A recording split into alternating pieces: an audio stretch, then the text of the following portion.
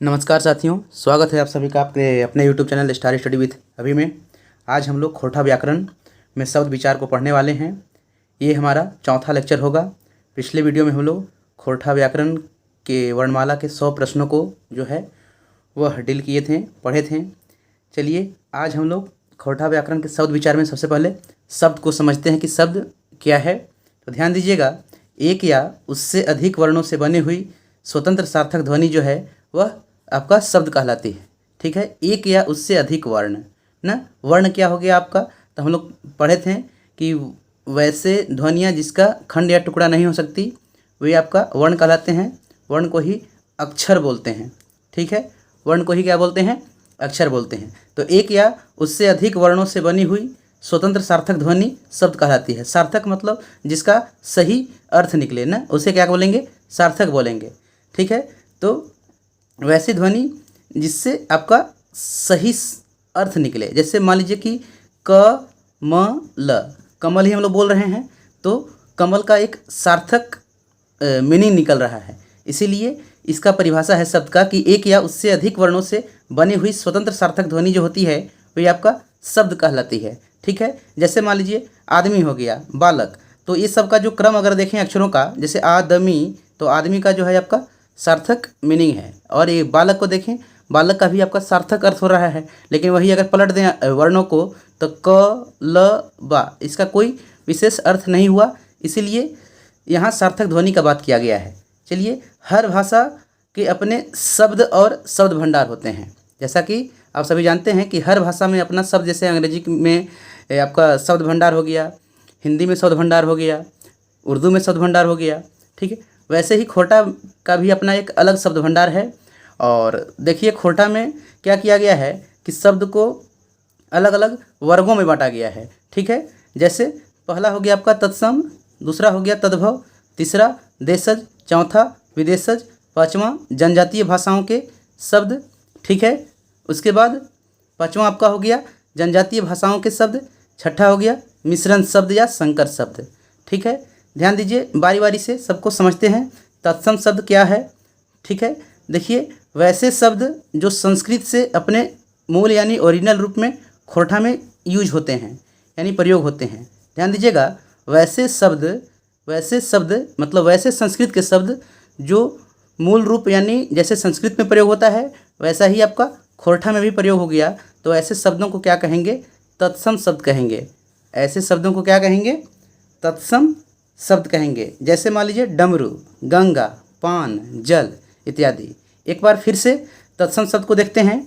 वैसे शब्द जो संस्कृत से अपने ओरिजिनल रूप में खोरठा में यूज किए जाते हैं, खोरठा में वैसे ही प्रयोग होता है जैसे संस्कृत में प्रयोग होता है, तो वैसे शब्द जो होते हैं आपके तत्सम शब्द कहलाते हैं। ठीक है, एग्जाम्पल हो गया डमरू, गंगा, पान, जल etc। ध्यान दीजिएगा, जितना ज़्यादा आपको हिंदी में तत्सम शब्द मिलेंगे, जितना ज़्यादा हिंदी में आपको तत्सम शब्द देखने को मिलेगा, उतना ज़्यादा जो है खोरठा में ये संस्कृत के जो है वर्ड यूज नहीं होते हैं। फिर भी हम लोग को समझना था तत्सम, तो तत्सम का जो है हम लोग देख लिए। अब देखिए तत्सम में ही आपका एक आता है वर्ड अर्ध तत्सम। ये अर्ध तत्सम का जो है वो क्या मीनिंग होता है, अर्ध तत्सम का क्या मीनिंग होता है। देखिए नाम से ही पता चल रहा है, अर्ध ना मतलब कंप्लीट ये है नहीं। तो ऐसे शब्द जो संस्कृत शब्दों के काफ़ी निकट होते हैं। ठीक है, ऐसे शब्द जो संस्कृत शब्दों के काफ़ी निकट होते हैं, अर्थात संस्कृत शब्दों में थोड़ा परिवर्तन करके खोरठा में यूज किए जाते हैं। ठीक है, तो ऐसे शब्दों को हम अर्ध तत्सम शब्द कहते हैं। जैसे मान लीजिए धैर्य, तो ध्यान दीजिए धैर्य में यहाँ क्या किया गया है कि थोड़ा परिवर्तन करके धीरज बना दिया गया। धैर्य में क्या किया गया है कि थोड़ा सा परिवर्तन करके आपका धीरज बना दिया गया, तो धीरज आपका अर्ध तत्सम शब्द कहलाएगा। उसके बाद है मित्र, तो मित्र का क्या हो गया खोरठा में मित्र, पुत्र, पुत्र, नर्म, नरम, चर्म, चाम। ठीक है, ध्यान दीजिए अर्ध तत्सम को एक बार फिर से हम लोग देख लेते हैं। ऐसे शब्द जो संस्कृत शब्दों के काफ़ी निकट होते हैं। ठीक है, अर्थात संस्कृत शब्दों में थोड़ा परिवर्तन करके खोरठा में यूज किए जाते हैं, तो ऐसे शब्दों को हम अर्ध तत्सम शब्द कहते हैं।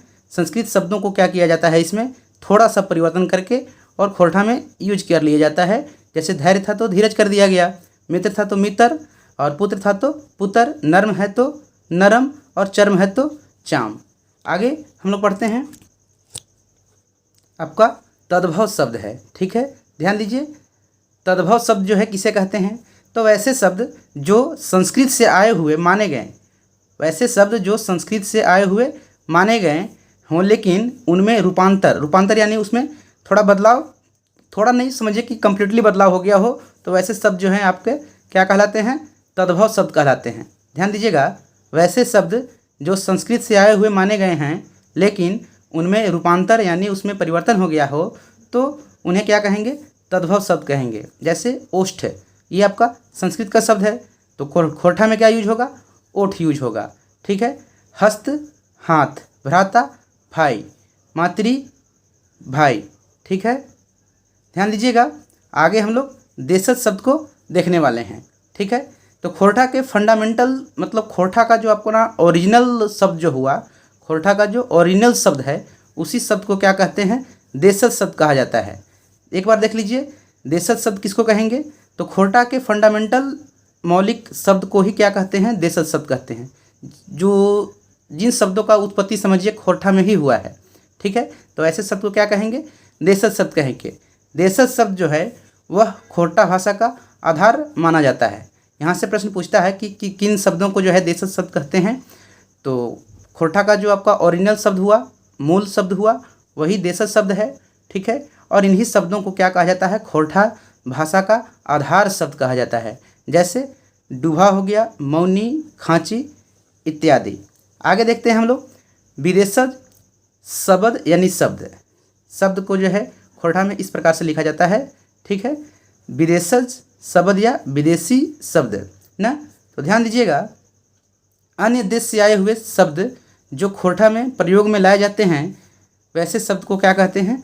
विदेशज शब्द कहते हैं। देखिए फिर से एक बार विदेशज शब्द को देखते हैं, मतलब वैसे शब्द जो अलग अलग देशों से आए हुए हों, तो वैसे शब्द को आपका क्या कहेंगे? विदेशज शब्द कहते हैं। जैसे मशीन हो गया, उसके बाद कमीज, अंग्रेजी, पर्दा, ये जितने भी शब्द अभी हैं ये सभी शब्द को हम लोग क्या कहेंगे?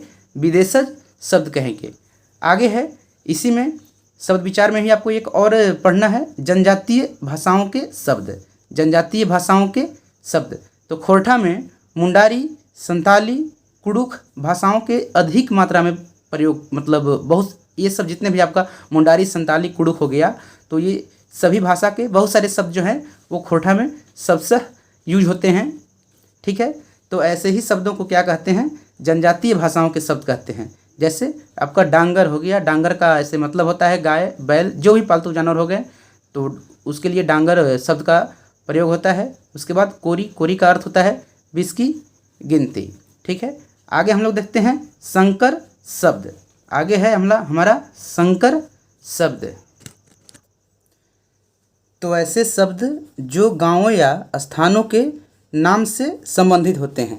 ध्यान दीजिएगा, ऐसे शब्द जो गांवों या स्थानों के नाम से संबंधित होते हैं तथा खोरठा एवं जनजातीय भाषाओं में शब्दों के मेल से बनते हैं, उन्हें संकर शब्द कहते हैं।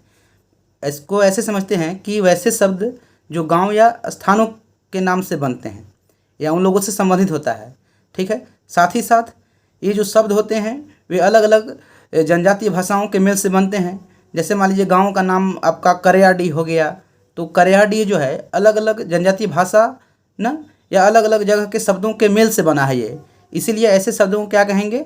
संकर शब्द कहेंगे। और पतरातू हो गया, ध्यान दीजिए, आपका पतरातू हो गया, तो पतरातू भी जो आपका आएगा वो क्या आएगा? संकर शब्द में आएगा, ठीक है।